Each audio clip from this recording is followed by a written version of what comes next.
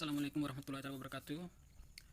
Perkenalkan, saya Alwan Pua, mahasiswa jurusan IPA Biologi. Saya akan mempresentasikan hasil review tentang eksplorasi keunggulan lokal lobster dari Lombok untuk dunia. Yang pertama, pendahuluan.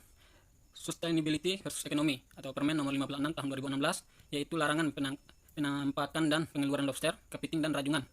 Dan yang kedua, Sustainability CS Ekonomi, Permen nomor 12 tahun 2020 tentang tata kelola lobster, kepiting dan rajungan. Dan kenapa lobster membedakan dengan budidaya yang lain? Yang pertama itu adalah not farming protein, dan yang kedua not about feeding hungry people, dan yang ketiga farming dollars, farming per steak, dan yang keempat driven by Chinese tradition, dan yang kelima driven by perception, dan yang keenam very successful poverty alleviation. Dan apa yang menyebabkan kepunahan pada lobster itu sendiri? Yang menjadi penyebab kepunahan pada lobster itu jika para nelayan masih menangkap induknya. Jadi kepunahan pada lobster itu karena para nelayan itu masih menangkap induknya. Jika menangkap lobster-lobster besar itu ya tidak mempengaruhi terjadinya kepunahan pada lobster itu. Tapi jika menangkap induk dari lobster atau benih-benih pada lobster itu sangat mempengaruhi kepunahan pada lobster itu sendiri. Dan poin yang kedua itu tentang pola selebran benih-benih lobster di dalam atau source and sink. Yang pertama itu non-sink population atau source di seluruh WPP dan NRI. Dan yang pertama, pula kelimpahan benih-benih lobster rendah dalam area sangat luas. Dan yang kedua, sumber rekrutmen lobster dewasa atau kolerasi kuat. Dan yang ketiga, tingkat sintasan 0,1% atau dalam kurung 1 ekor survive dari 1000 ekor. Dan poin berikutnya itu faktor penentu peluang sukses investasi dan bisnis lobster budidaya Indonesia.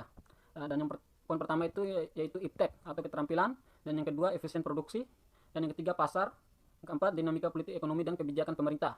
Dan peluang dan tantangan yang pertama itu era transisi, dan yang kedua kinerja usaha pemasaran rendah, dan yang ketiga masalah suplai pakan dalam kurung ruca atau non ruca dan buatan. Keempat itu lebih memilih menangkap BCL, dan yang kelima SR budidaya masih rendah, dan yang keenam kalah investasi dan produsen tetangga. Dan poin berikutnya itu status budidaya lobster.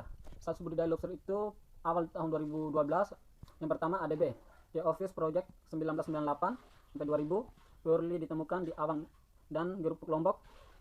Dan yang berikutnya itu tahun 2001 sampai 2007 sekitar 250.000 purely di tangan per tahun. Dan tahun berikutnya itu tahun 2008 sampai 2012 Asyar Sadi and Asyar Lobster Project meningkatkan teknik pendederan atau budidaya dan penangkap benih dalam kurung 500.000 ekor per tahun, yaitu status budidaya lobster. Poin berikutnya itu era transisi di tahun 2013 dan 2014. Yang pertama Asyar Smart 2008 sampai 2021, rekomendasi transfer teknologi budidaya lobster dari Vietnam ke Indonesia. Dan yang kedua, produksi kue rulus meningkat dari 500k menjadi 5 juta per tahun di Lombok. Dan poin ketiga itu surplus kue rulus benih-benih lobster diekspor. Budidaya lobster kalah bersaing mendapatkan benih industri budidaya kolak. Nah, dan poin berikutnya itu orde kemarin tahun 2015 sampai 2019. Yang pertama tahun 2015 regulasi baru legal size limit 200 gram up sebelumnya 100 gram. Kue rulus back market merajalela. Nah, poin kedua itu penelitian budidaya lobster dilarang. Tangkap benih-benih lobster ekspansi ke pesisir selatan Sumbawa sampai Jawa dan beberapa lokasi di pesisir barat Sumatera dan Sulawesi Tenggara. Dan poin ketiga itu tahun 2016 dan 2019 benih-benih lobster masih ditangkap dan diperdagangkan atau back market mendominasi benih-benih lobster. Di zaman orde paling baru awal tahun 2020 tentang review aturan budidaya ekspor benih terbatas, resto scheme dan headcare.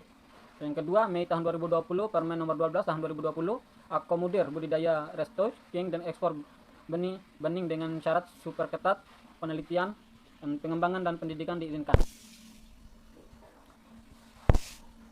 Dan yang keempat itu fakta-fakta di lapangan. Yang pertama itu aspek pasar. Nah, dan di aspek pasar ini dominasi pasar Cina atau Longxia atau udang naga. Dan yang kedua COVID-19, pasar belum stabil.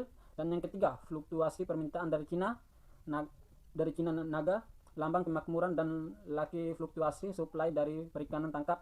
Dan yang keempat promosi produk masih lemah. Dan yang kelima peluang pasar lokal, pasar domestik di Bali itu 8.000 turis per tahun. Ya, mungkin video dari saya cukup sampai di sini. Sekian dan terima kasih. Wassalamualaikum warahmatullahi wabarakatuh.